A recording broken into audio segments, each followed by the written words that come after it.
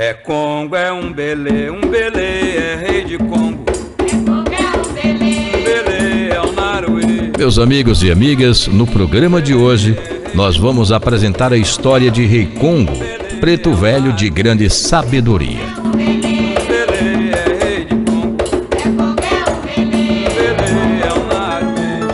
Rei Congo é um preto velho amado por toda a Umbanda, pela sua humildade e serenidade. Ele foi escravo entre os séculos 16 e 17. Desde sua juventude, era um guerreiro que lutava em prol dos seus irmãos africanos, que tanto sofriam nas mãos dos seus coronéis e feitores. A história diz que Rei Congo, que tinha o nome de batismo como Otacílio, o Octacílio, era um grande rezador e curador de doenças, ficando sendo conhecido entre negros e brancos pelos seus tratamentos das moléstias como a tuberculose, que na época exterminava muitas e muitas pessoas sem escolher cor nem raça. O negro Octacílio, ou Otacílio como era conhecido, certa vez após uma das filhas de um coronel fazendeiro, chamado de Senhor do Café, ficar muito fraca com a famigerada doença assassina, a tuberculose, ficou muito conhecido em toda a região pelo tratamento dado à pequena sinhá, através de seus conhecimentos de ervas utilizadas em chás e compressas, sanando assim todo o mal-estar sofrido por ela e curando-a de vez da tão maléfica doença.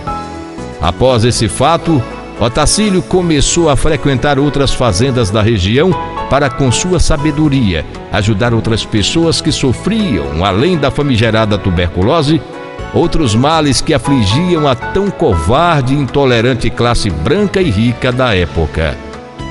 Com essas viagens de fazenda em fazenda, Otacílio começou a perceber que seus irmãos negros sofriam grandes humilhações e maus tratos dos então feitores que, ordenados pelos coronéis, mandavam castigar na chibata e no tronco todos os negros sem que houvesse motivo para tal covardia.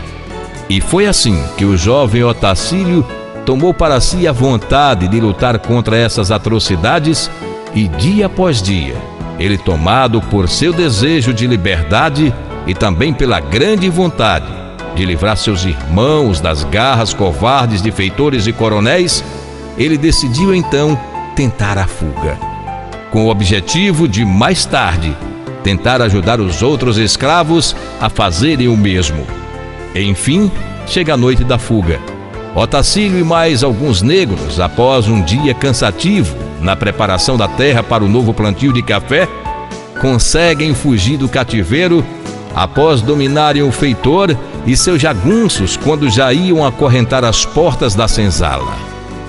Vários negros fugiram, muitos deles foram recapturados e outros mortos, mas Otacílio, conseguindo se embrenhar nas matas escuras, conseguiu enfim a sua liberdade.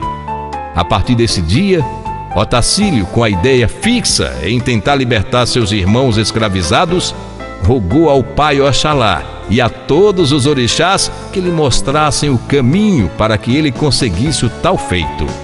Após vários dias e noites, fugindo pelas matas sagradas de Pai Oxóssi, ele se depara com uma montanha que na época era conhecida como Monte dos Perdidos. Essa montanha tinha centenas de caminhos que, interligados, chegavam a lugar algum, e apenas um caminho levava ao cume da montanha. Otacílio por algumas vezes já ouvira falar da lenda do Monte Perdido e sabia que o cume dessa montanha seria o lugar ideal para se abrigar e abrigar os negros que ele desejasse libertar dos açoites e dos troncos destruidores. Em suas orações, ele pediu aos orixás sagrados que lhe abrissem o caminho e que ele conseguisse chegar ao cume da montanha sem se perder pelo labirinto que o levaria à morte. Foi aí que ele começou a sua caminhada rumo à tão assustadora montanha. E, sem se dar conta, subia a trilha de maneira tão segura e confiante que, sem esperar, em poucas horas já estava diante de um grande campo florido com um grandioso lago de águas límpidas. Ele, admirado por tanta beleza daquela natureza que lhe foi entregue por Oxalá, ele se ajoelha e agradece pelo presente tão belo. E foi nesse belo e protegido lugar que Otacílio começou a sua luta de livrar da escravidão seus irmãos negros, pois ali estava nascendo o Quilombo do Congo. E também o sonho de ali ser o caminho da paz buscada pelos quilombolas.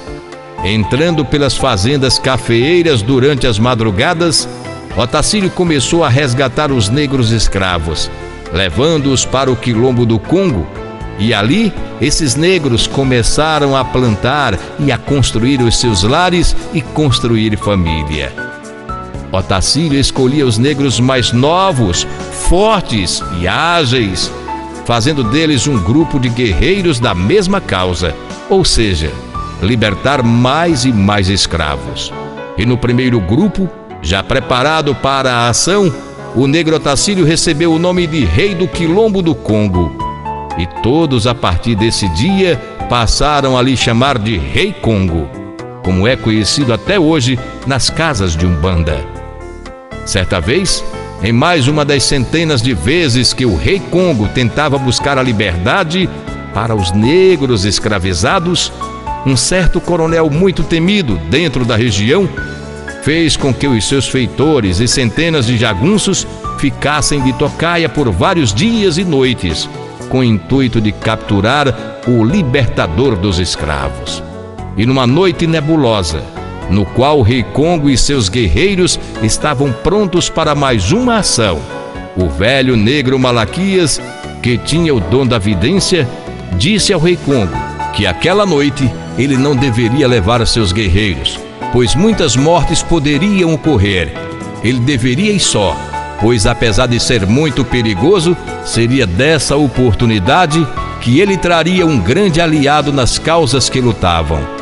O Rei Congo, com toda a sua humildade, concordou com o velho Malaquias e saiu só para essa missão. Ao chegar à fazenda em questão, Rei Congo tenta chegar à senzala onde dormiam os negros escravizados.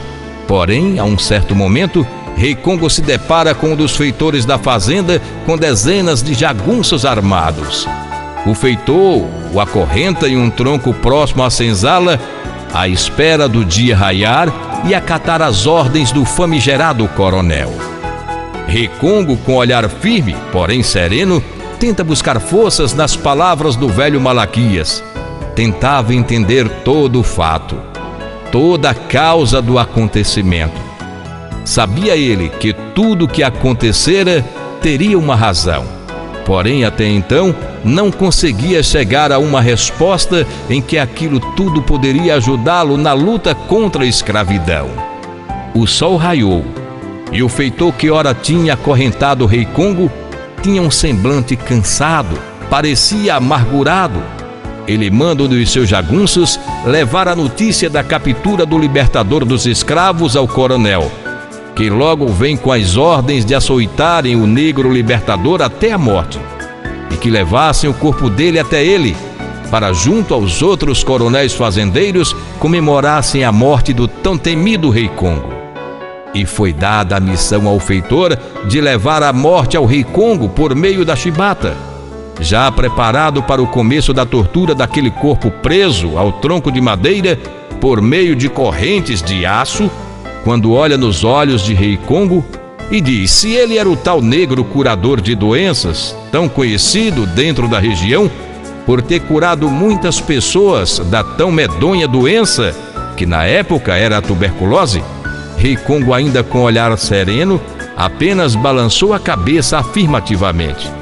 Então o feitor o livra das correntes e se joga aos pés de Rei Congo. Pede a ele para salvar a sua amada, que se encontrava tísica. Ela estava extremamente enfraquecida e sem nenhuma chance de sobreviver. Rei Congo, estendendo a mão ao feitor, lhe pergunta se ele tinha fé. Ele respondeu que sim. Então, Rei Congo diz que ele ia libertar sim a doce jovem dos males da tuberculose. O feitor, sabendo que teria que entregar o corpo de Rei Congo para os coronéis, resolveu então libertá-lo e seguir com ele e sua amada para o quilombo do Congo. E assim foi feito. Nesse mesmo dia, saíram fugidos da fazenda rumo ao Monte dos Perdidos. E mesmo durante a viagem, Rei Congo fazia seus chás e compressas para o tratamento da jovem Rosa, que dia após dia ia recuperando a sua saúde.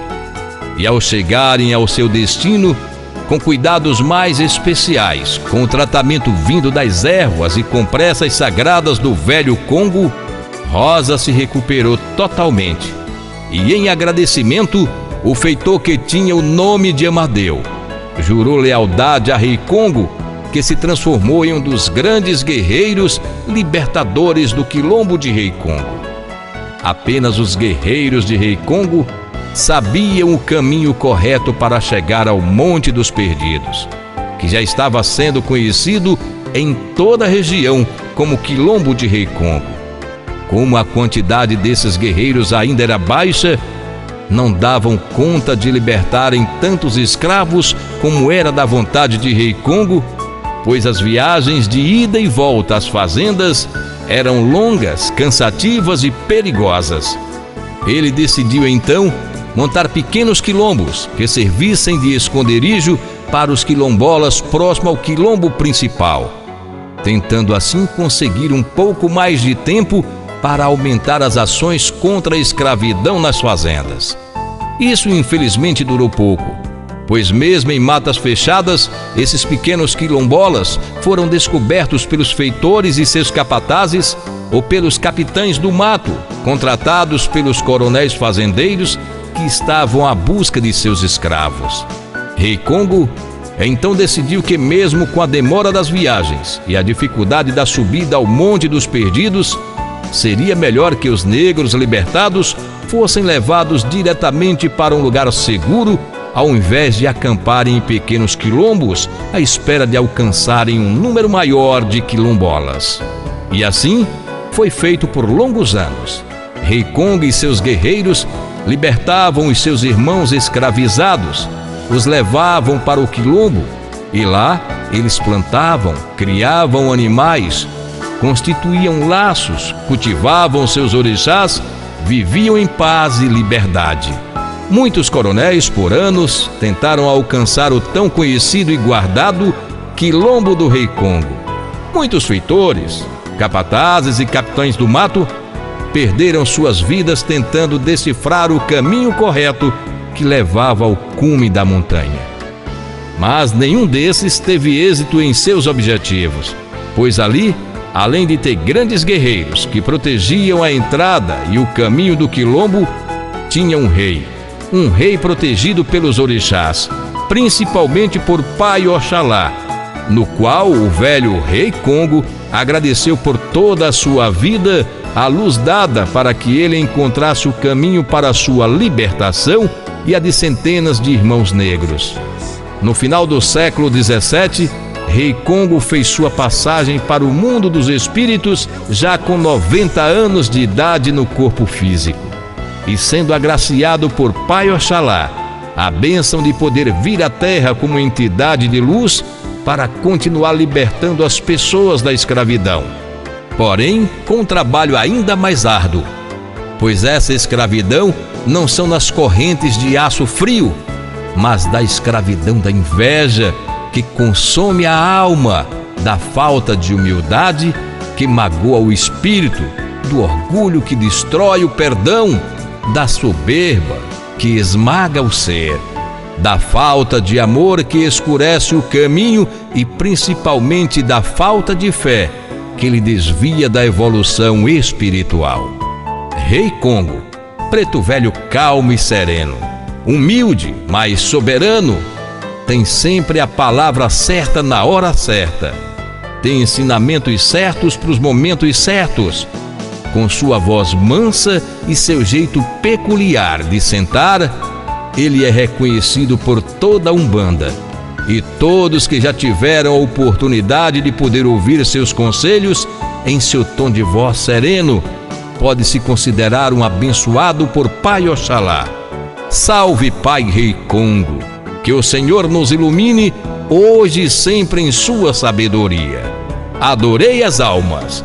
Ilê Axé, Palácio dos Orixás. Guardião Oxóssi, o Cavaleiro de Aruanda. Você acabou de assistir mais um vídeo em nosso canal do YouTube. Agora que tal você também ouvir a Rádio Palácio dos Orixás pelo Radiosnet? Quero te dar todo o amor da minha vida. Na Rádio Palácio dos Orixás, você ouve músicas, ensinamentos, depoimentos de quem conseguiu a graça, cartas de ouvintes e a palavra amiga do Guardião Oxóssi e da cartomante Delamare de Iemanjá, os mais profundos conhecedores do Espiritismo no Brasil. Sintonize agora mesmo e para marcar a sua consulta online, 75991462008. Guardião Oxóssi, nesse eu confio. Eu já vou me embora.